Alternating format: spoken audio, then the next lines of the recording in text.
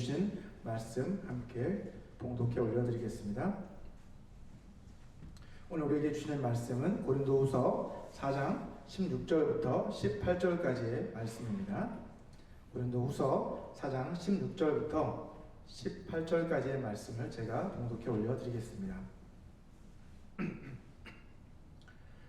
그러므로 우리가 낙심하지 아니하노니 우리의 겉사람은 낡아지나 우리의 속사람은 날로 새로워지도다. 우리가 잠시 받는 환난에 경한 것이 지극히 크고 영원한 영광에 중한 것을 우리에게 이루게 함이니 우리가 주목하는 것은 보이는 것이 아니요 보이지 않는 것이니 보이는 것은 잠깐이요 보이지 않는 것은 영원함이라. 아멘. 2023년 새해가 밝았습니다. 미국에서는 새해가 되면 해피 뉴 이어 라고 이렇게 인사를 하죠. 그런데 한국에서는 어떻게 합니까? 보통 새해 복 많이 받으세요 라고 이렇게 우리가 서로 인사를 나눕니다. 자, 이 인사는 상대방에게 복을 빌어주는 그런 인사죠. 근데 문제는 그 빌어주는 복이 어떤 복이냐가 문제입니다. 자, 세상 사람들이 빌어주는 복은 주로 건강의 복, 그리고 재물의 복, 형통의 복, 이런 현세적인 복들을 말하는 것이죠. 하지만 우리 그리스도인들은 서로에게 복을 빌어주되 현세적인 그러한 복이 아니라 저 하늘에 속한 신령한 복을 빌어주어야만 합니다. 우리 에베소서 1장 3절 말씀을 같이 한번 읽어보도록 하겠습니다. 같이 한 목소리로 읽겠습니다. 시작. 찬송하리로다. 하나님 곧 우리 주 예수 그리스도의 아버지께서 그리스도 안에서 하늘에 속한 모든 신령한 복을 우리에게 주시되. 아멘. 하나님 아버지께서 내려주시는 하늘에 속한 모든 신령한 복을 누리는 것은 이 세상의 그 어떤 복과도 비교할 수 없을 만큼 가장 귀한 복입니다. 이 복은 오직 하나님 나라의 백성만이 누릴 수 있는 그러한 복인 것이죠. 이 지구의 복, 가장 귀한 이 복이 주님께서 말씀하신 팔복입니다. 사실은 그렇죠. 그러한 복들을 말하는 것이죠. 팔복과 같은 하나님 나라의 복입니다. 자, 여러분 다들 잘 기억하고 계신지 모르겠습니다. 뭡니까? 팔복은 가난한 마음, 그죠? 가난한 마음, 그리고 애통하는 마음, 또 온유한 마음, 갈급한 마음, 긍휼의 마음, 정결한 마음, 화평의 마음, 그리고 고난 가운데서도 기뻐하는, 즐거워하는 그러한 마음, 이러한 마음을 소유하는 사람들이 진정으로 복이 있는 자들이라는 것이죠. 이 복이 바로 하늘에 속한 신령한 복입니다. 자, 이러한 복의 의미를 우리 마음속으로 한번 생각해 보시면서 우리 곁에 계신 분들하고 한번 인사를 나눠봤으면 좋겠습니다. 우리 같이 한번 인사 나눠볼까요? 새해 신령한 복 많이 받으세요. 같이 한번 인사 나눠보시기 바랍니다. 새해는 신령한 복 많이 받으시기 바랍니다. 여러분 모두 올 한해도 하늘에 속한 이 신령한 복을 풍성하게 누리는 한 해가 되시기를 축복합니다. 자, 오늘은 고린도후서 4장 16절에서 18절까지의 말씀을 가지고 새해를 여는 세 가지 권면이라는 제목으로 여러분과 함께 말씀의 은혜를 나누고자 합니다. 오늘 본문 말씀은 고린도 교회 성도들을 향한 사도 바울의 권면의 말씀이지만 더 나아가서 믿는 우리 모두를 향한 하나님의 권면의 말씀이라고 할 수 있습니다. 자, 첫 번째 권면의 말씀은 올 한 해는 우리의 속사람이 날로 새로워지는 한 해가 되었으면 좋겠습니다. 여러분, 이 세상에 속한 모든 것은 시간이 흘러갈수록 어떻게 됩니까? 점점 낡아지게 되어 있습니다. 제가 출퇴근할 때 주로 타고 다니는 2009년형 산타페도 처음 샀을 때는 아주 눈이 부실 정도로 멋진 새 차였습니다. 자, 그런데 13년이 지난 지금은 앞 범퍼는 사고로 인해서 깨져 있는 상태고 여러 번 우박을 맞아서 여기저기가 패여 있고 또 본네트 앞쪽의 페인트는 텍사스의 그 뜨거운 열기를 견디지 못해서 결국 벗겨져 버린 아주 낡고 초라한 모습으로 변해버리고 말았습니다. 우리 인간도 마찬가지입니다. 오늘 본문 16절을 보시면 우리의 겉사람은 낡아진다 라고 그렇게 말씀하고 있습니다. 여러분, 아무리 아름답고 멋진 외모를 가진 사람도 늙으면 초라하고 볼품이 없어지기 마련입니다.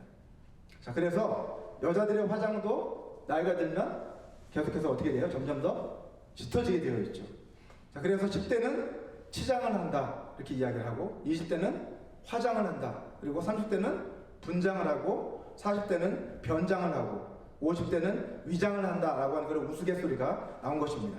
자, 여자들이 화장을 하는 이유는 무엇일까요? 바로 자신들이 늙어가는 것을 이제 좀 감추고 싶고, 더 젊어 보이고, 또 겉으로 보기에 더 예뻐 보이기 위해서 화장을 하는 것입니다. 자, 우리가 염색을 하고 어떤 사람들은 또 보톡스를 맞고 하는 것도 우리가 더 젊어 보이기 위해서 다들 그렇게 하는 것이겠죠. 하지만 이런 것들은 실제로 우리를 젊어지게 해주는 것이 아닙니다. 겉으로 보기에는 젊어 보일 수 있게 해줄 수 있겠죠. 물론 피부 관리를 받고 또 식단 조절을 하고 운동을 열심히 해서 어느 정도는 우리의 노화를 지연시킬 수는 있습니다. 하지만 노화 그 자체를 막을 수 있는 일은 아직 없습니다. 자, 우리의 겉사람이 낡아지는 것은 하나님이 정해놓으신 자연의 이치라고 할 수 있죠. 자, 그래서 베드로전서 3장 3절과 4절을 보시면 베드로 사도는 성도들 향해서 겉사람을 꾸미는 일보다는 우리의 속사람을 가꾸는 일에 더 힘쓰라 라고 그렇게 권면을 하고 있습니다. 같이 한번 읽어볼까요? 너희의 단장은 머리를 꾸미고 금을 차고 아름다운 옷을 입는 외모로 하지 말고 오직 마음에 숨은 사람을 온유하고 안정한 심령에 썩지 아니할 것으로 하라. 이는 하나님 앞에 값진 것이니라. 자, 여기에서 마음에 숨은 사람이란 바로 속사람을 말하는 거예요. 속사람, 우리의 속사람. 이 속사람은 어디에 있어요? 마음에 숨어 있다 이렇게 말하죠. 우리의 영혼은, 우리의 속사람이 우리의 영혼인데 그 우리의 속사람은 마음 안에 숨어 있다. 우리의 영혼이 마음 안에 담겨 있다라고 하는 것을 알 수 있습니다. 자, 우리의 겉사람이 더 젊고 더 아름다워 보이기 위해서 우리는 머리를 꾸미고 또 금목걸이하고 또 아름다운 옷을 걸치는 등 많은 공을 쏟습니다. 자, 그런데 정작 더 중요한 것은 우리의 속사람을 단장하는 그 일에는 우리가 그다지 신경을 쓰지 않고 있다는 사실입니다. 우리의 외모를 치장하는 일보다 우리의 속사람을 하나님 나라에 합당한 사랑으로 가꾸어가는, 변화되어가는 그것이 훨씬 더 가치 있는 일이라는 말씀입니다. 따라서 우리는 시간이 갈수록 낡아져만 가는 우리의 겉사람을 꾸미는 일보다는 날이 갈수록 더욱더 새로워져만 가는 우리의 속사람을 가꾸는 일에 더 많은 시간과 노력을 기울여야만 합니다. 오늘 본문 16절을 보시면 우리의 겉사람과는 달리 우리의 속사람은 날로 새로워진다 라고 그렇게 말씀하고 있습니다. 하지만 우리의 속사람이 그냥 내버려둬도 저절로 새로워지는 것은 아닙니다. 그렇다면 어떻게 해야 우리의 속사람이 날마다 새로워지는 그러한 삶을 살아갈 수 있을까요? 우리의 속사람이 새로워지려면 먼저 그리스도 안에 있어야만 합니다. 고린도후서 5장 17절 말씀을 같이 한번 읽어보도록 하겠습니다. 같이 읽겠습니다. 시작. 그런즉 누구든지 그리스도 안에 있으면 새로운 피조물이라. 이전 것은 지나갔으니 보라 새 것이 되었도다. 아멘. 자, 그리스도 안에 있다라고 하는 말은 예수 그리스도를 자신의 구세주로 또 자신의 주인으로 믿고 거듭났다는 말입니다.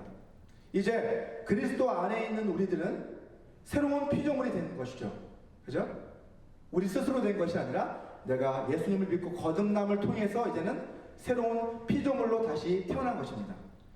거듭났다는 것은 우리의 옛자, 우리 마음대로 살아가던, 죄 가운데 살아가던 그 옛 자아는 그리스도와 함께 어떻게 되었어요? 이제 십자가에 못 박혔고, 이제 예수님 안에서 다시 태어난 우리의 새로운 자아는 이제 주님 안에서 새로운 자아로, 새 사람으로 다시 태어났다는 뜻입니다.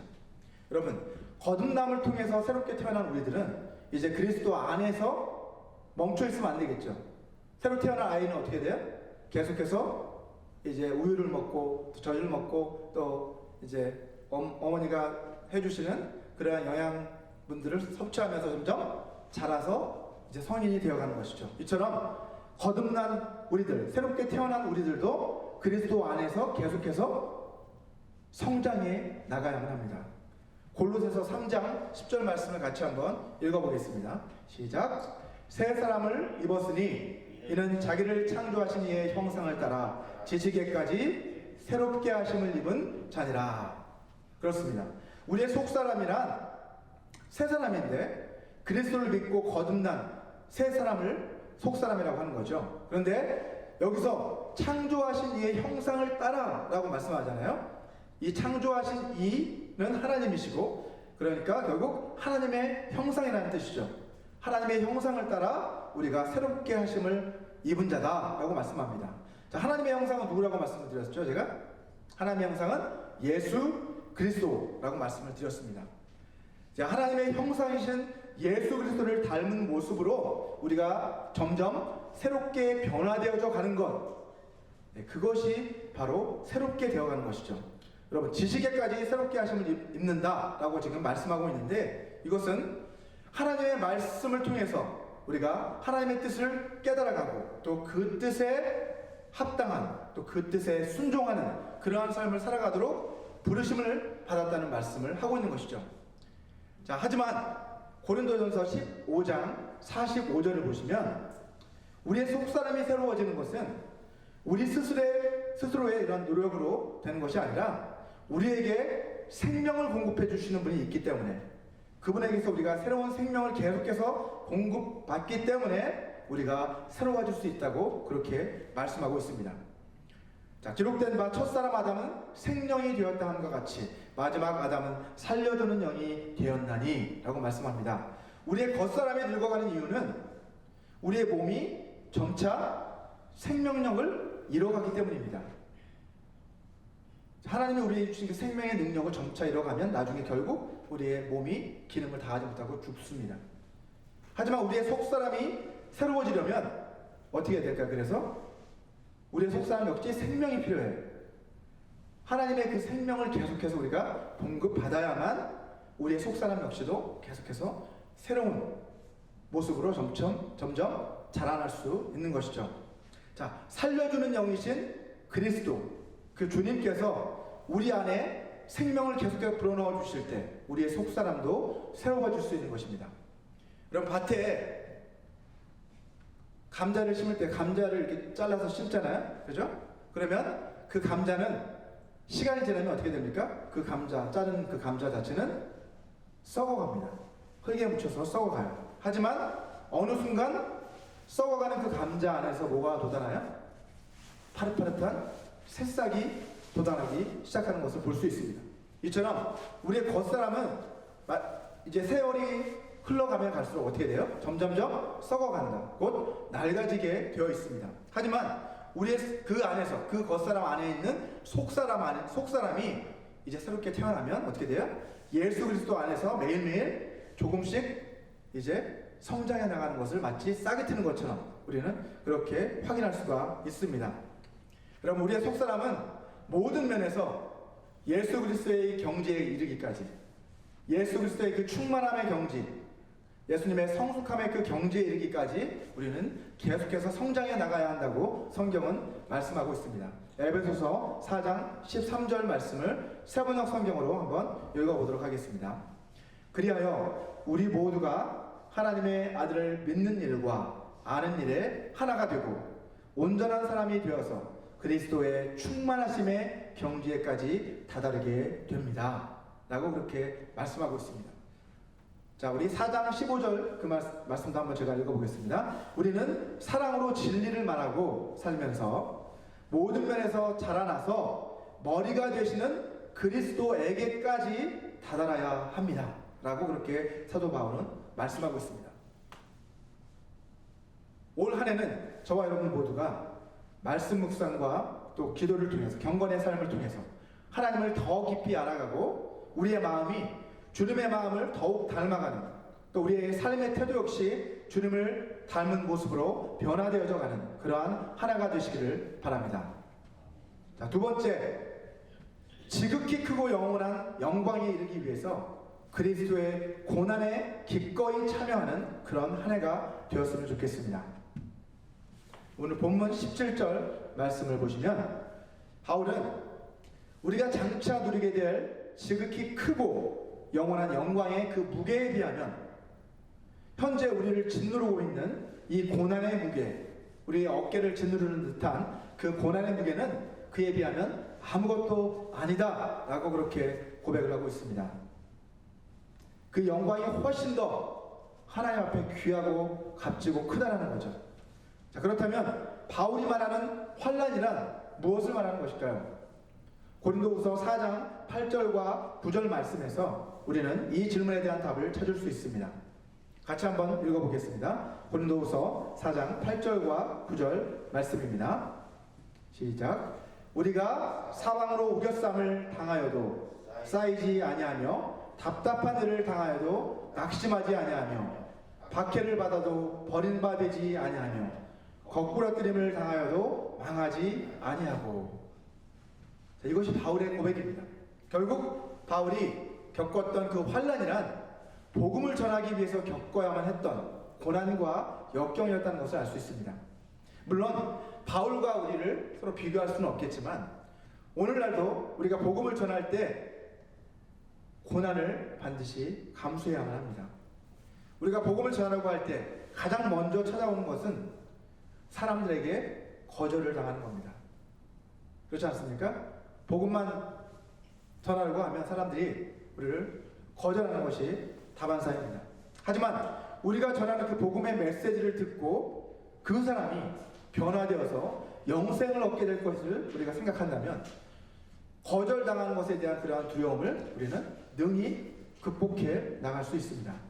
자, 그런데 다음 절에 10절 말씀을 한번 보시면 우리가 항상 예수의 죽음을 몸에 짊어짐은 예수의 생명이 또한 우리 몸에 나타나게 하려 합니다 라고 그렇게 말씀하고 있습니다. 바울은 우리가 복음을 전하기 위해서 고난을 당하는 것, 그것은 우리가 예수의 죽음을 우리 몸에 짊어지는 것과 같다 라고 그렇게 지금 말하고 있는 거예요. 내가 예수의 복음을 위해서 고난을 당하는 그것이 예수님의 죽음에 동참하는 것과도 같다는 것이죠. 자, 예수의 죽음을 우리 몸에 짊어진다는 것은 예수님의 고난에 동참한다는 뜻입니다. 그런데 이처럼 그리스도의 고난에 동참하는 그 목적, 궁극적인 목적은 무엇입니까? 우리 몸에 예수님의 생명이 나타나게 하기 위해서다 라고 지금 바울은 말하고 있는 거예요. 참 아이러니하죠. 우리가 고난을 통해서 예수님의 고난에 동참함으로 사실은 우리는 우리의 몸은 낡아져가요. 사망의 위험에 처하기도 했었어요, 바울은. 자, 그런데 그렇게 하는 목적이 뭐예요? 오히려 내가 내 몸은 죽어가지고 겉사람은 낡아지지만 나는 예수의 생명이 내 안에서 충만하게 하기 위해서 나는 그렇게 나를 고난 가운데 내어 던지고 있다. 이렇게 지금 바울은 고백하고 있는 거예요. 바울은 로마서 8장 17절에서도 하나님의 자녀고 상속자가 된 우리는 마땅히 그리스도를 위한 그 고난에 동참해야 한다라고 그렇게 말씀하고 있습니다. 자녀이면 또한 상속자, 곧 하나님의 상속자요 그리스도와 함께한 상속자니 우리가 그와 함께 영광을 받기 위하여 고난도 함께 받아야 할 것입니다 라고 그렇게 말씀합니다. 그리스도와 함께 고난을 받는다는 것은 복음을 전하기 위해 받는 고난을 말하는 것입니다. 하지만 이러한 고난은 장차 우리에게 나타날 그 영광에 비하면 아무것도 아니다 라고 바울은 강조합니다. 로마서 8장 18절 말씀입니다. 생각하건대 현재의 고난은 장차 우리에게 나타날 영광과 비교할 수 없도다 라고 고백하고 있습니다. 또한 바울뿐만 아니라 베드로 사도 역시 고난 가운데 있던 로마 교회의 성도들을 향해서 위로와 격려의 편지를 써보냈는데 그 편지가 바로 베드로 전서와 후서입니다. 먼저 베드로 전서 4장 12절과 13절 말씀을 같이 한번 읽어보도록 하겠습니다. 같이 한번 읽어볼까요? 시작. 사랑하는 자들아, 너희를 연단하려고 오는 불시험을 이상한 일 당하는 것같이 이상히 여기지 말고 오히려 너희가 그리스도의 고난에 참여하는 것으로 즐거워하라. 이는 그의 영광을 나타내실 때에 너희로 즐거워하고 기뻐하게 하려 함이라. 아멘. 베드로는 우리에게 고난과 역경이 찾아올 때 이상하게 생각하지 말아라. 오히려 기뻐하고 즐거워하라 라고 그렇게 권면하고 있습니다. 왜냐하면 그리스도를 위해서 또 복음을 위해서 살려고 하다가 우리가 겪는 그 고난은 그리스도의 고난에 참여하는 것이고요. 또 그런 사람들, 그 고난에 참여하는 그들은 장차 주님께서 영광 가운데 재림하실 때 그러한 사람도, 그 고난에 참여한 우리들도 다 같이 그 영광에 참여해서 즐거워하고 기뻐하게 될 것이기 때문입니다. 여러분, 베드로전서 5장 10절 말씀도 같이 한번 읽어보도록 하겠습니다. 같이 한번 읽어보겠습니다. 베드로전서 5장 10절 말씀입니다. 같이 한번 읽겠습니다. 시작. 모든 은혜의 하나님 곧 그리스도 안에서 너희를 부르사 자기의 영원한 영광에 들어가게 하신 이가 잠깐 고난을 당한 너희를 친히 온전하게 하시며 굳건하게 하시며 강하게 하시며 털을 견고하게 하시리라. 아멘. 우리가 받는 그 고난은 잠깐이라는 거예요. 그죠? 하지만 우리가 누릴 그 영광은 영원하다는 거죠. 은혜가 풍성하신 하나님께서는 고난 가운데 있는 우리들을 친히 도우셔서 우리를 다시 회복시키시고 강하게 해주시고 견고하게 해주실 것이다 라고 그렇게 말씀하고 있습니다. 고난과 역경은 우리의 겉사람을 상하게 만들죠. 그리고 낡아지게 만듭니다. 하지만 하나님께서는 이러한 고난을 통해서 우리의 속사람을 온전하게 하시고 굳건하게 하시고 강하게 하신다는 말씀입니다. 저와 여러분 모두가 올 한 해 장차 우리가 누리게 될 그 영광을 바라보면서 주님의 복음을 전하기 위한 그 고난을 기쁘게 감당하는 그러한 삶을 살게 되시기를 축원합니다. 자, 마지막으로 올 한 해는 눈에 보이지 않는 영원한 것들을 주목하는 그러한 한 해가 되었으면 좋겠습니다. 본문 18절 말씀이죠. 사도 바울은 마지막으로 눈에 보이는 일시적인 것들에 집착하지 말고 눈에 보이지 않는 영원한 것들을 주목하라 라고 그렇게 권고하고 있습니다. 우리가 주목하는 것은 보이는 것이 아니요 보이지 않는 것이니 보이는 것은 잠깐이요 보이지 않는 것은 영원함이라 라고 말씀합니다. 여러분, 사탄은 우리를 죄에 빠뜨리기 위해서 자꾸 어떻게 합니까? 우리의 눈에 보이는 것에 집착하도록 만듭니다. 자꾸 눈에 보이는 것에 집착하도록 사탄은 우리를 유혹합니다. 하와가 하나님의 명령을 어기고 범죄하게 된 것도 바로 눈에 보이는 것에 집착했기 때문이었습니다. 창세기 3장 6절 말씀입니다.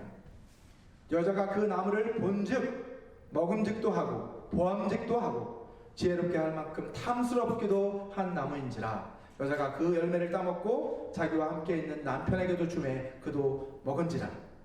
계속해서 보고 또 탐심을 가지고 바라보니까 먹음직해 보이기도 하고 보암직도 하고, 그죠? 아주 지혜를 줄 만큼 그냥 탐스러운 나무로 보이는 것이죠. 또한 창세기 13장 10절을 한번 보시면 아브라함의 조카였던 롯이 장차 하나님의 심판을 당해서 멸망하게 될 소돔과 고모라 성이 있었던 요단 평야 지역을 바라보고 그것을 선택한 것도 바로 눈에 보이는 것만을 주목했기 때문이었습니다. 자, 아브라함과 롯이 갈라섰잖아요. 그럴 때 네가 선택해라. 어디로 갈지 네가 선택해라 했을 때 롯은 눈에 보기에 바라보기에 좋아 보이는 그 요단 평야를 선택해서 나아갔지만 결국 그 땅은 하나님의 불이 내려 멸망을 당하고 많은 땅이 되고 말았습니다. 하지만 우리 믿음의 사람들은 눈에 보이는 것이 아니라 눈에 보이지 않는 것들을 바라보며 살아가는 사람들입니다. 히브리서 11장 3절 말씀을 같이 한번 읽어보겠습니다. 같이 한 목소리로 한번 읽어볼까요? 시작. 믿음으로 모든 세계가 하나님의 말씀으로 지어진 줄을 우리가 아나니 보이는 것은 나타난 것으로 말미암아 된 것이 아니니라. 우리 눈에 보이는 만물 그 뒤에는 그 모든 만물을 창조하시고 지금도 붙들고 계시는 하나님이 계시다는 것을 우리는 잊지 말아야만 합니다. 골로새서 3장 1절과 2절을 보시면 우리 그리스도인들은 이 땅의 것들을 바라보며 살아가는 사람들이 아니라 위의 것, 곧 하늘에 속한 것들을 생각하고 추구하며 살아가는 사람들이 되어야 한다고 말씀하고 있습니다. 그러므로 너희가 그리스도와 함께 다시 살리심을 받았으면 위의 것을 찾으라. 거기는 그리스도께서 하나님 우편에 앉아 계시느니라. 위의 것을 생각하고 땅의 것을 생각하지 말라. 여러분, 육신의 눈으로 현재 우리가 처한 상황을 바라보게 되면 현재 우리가 겪고 있는 이 고난, 어려움, 그런 것들이 끝나지 않을 것만 같아 보입니다. 하지만 우리가 믿음의 눈을 열어서 이 상황을 바라보게 되면 아무리 힘든 상황 속에서도 주님께서 우리를 붙들고 계시고 또 주님께서 우리를 건져내 주실 것이다 라고 하는 그러한 소망을 발견할 수 있게 됩니다. 로마서 8장 24절과 25절 말씀 같이 한번 읽어보겠습니다. 로마서 8장 24절과 25절 말씀입니다. 같이 읽겠습니다. 시작. 우리가 소망으로 구원을 얻었음에 보이는 소망이 소망이 아니니 보는 것을 누가 바라리요. 만일 우리가 보지 못하는 것을 바라면 참음으로 기다릴지니라. 아멘. 우리가 이 땅에서 누리는 이 행복도 또 우리가 이 땅에서 우리 겪고 있는 이 고난도 행복도 고난도 언젠가는 다 사라지게 될 것입니다. 또 끝나게 될 것입니다. 하지만 우리가 장차 하늘에서 누리게 될 그 기쁨과 그 영광은요 결코 영원히 사라지지 않을 기쁨과 영광입니다. 사도 바울은 복음을 전하는 과정에서 말로도 할 수 없는 그러한 박해와 고난을 겪어야만 했습니다. 이 때문에 그의 겉사람, 그의 겉모습은 어떻게 되었어요? 점점 약해졌고 점점 쇠하여 갈 수밖에 없었습니다. 하지만 그럼에도 불구하고 바울은 자신의 속사람은 날로 새로워진다 라고 그렇게 고백을 하고 있습니다. 바울에게는 분명한 삶의 목표가 있었습니다. 그것은 그리스도의 부활의 영광에 참여하기 위해서 날마다 그리스도를 닮은 모습으로 점점 성화되어져 가는 것, 그것이 그의 삶의 목표였습니다. 빌립보서 3장 14절 말씀 같이 한번 마지막으로 같이 한번 읽어보도록 하겠습니다. 빌립보서 3장 14절 말씀입니다.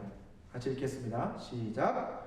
표대를 향하여 그리스도 예수 안에서 하나님이 위에서 부르신 부름의 상을 위하여 달려가노라. 이것이 바울의 고백이었습니다. 우리들도 바울과 마찬가지로 언젠가는 사라져버릴 이 땅의 것에 소망을 두지 말고 영원하고 영광스러운 하늘의 것을 소망하며 살아가야만 합니다. 저와 여러분 모두가 올 한 해는 그리스도 안에서 날마다 새로워지는 삶, 주님께 영광 돌리는 삶, 그리고 부활의 소망을 붙들고 살아가는 삶을 살아가게 되시기를 주님의 이름으로 축원합니다.